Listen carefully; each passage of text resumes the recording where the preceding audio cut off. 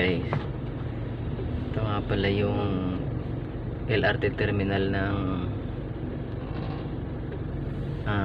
PITX. Galing Baclaran yan, papuntang Cavite yan.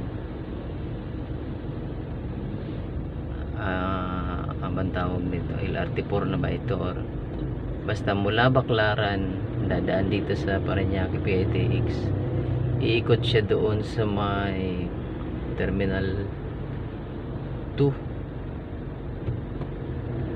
Terminal 2, Terminal 1, basta ganun, iikot siya doon C5, tapos mabagsak naman sa Villar Sipag ba, doon din sa Las Piñas dadaan. Yan na yung ano, ayan,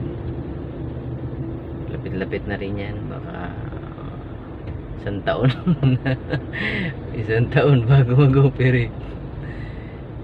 Ginawa ba yan mga 3 years na nga pala itong ginagawa, pero mahaba-haba rin kasi yan. Baclaran to hanggang sa Pote yata ito, sa Pote Las Piñas.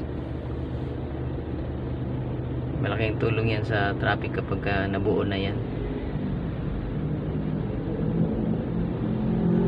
Nga lang, tsaga-tsaga muna tayo ngayon dito. Ayan ako. Tsaga-tsaga muna tayo sa traffic. Punta tayo ng Makati, dadaan sa Skyway, naiyax Ninoy Aquino Expressway ba, ayun, meaning nun. Yun lang, tsaga muna sa traffic. Bye.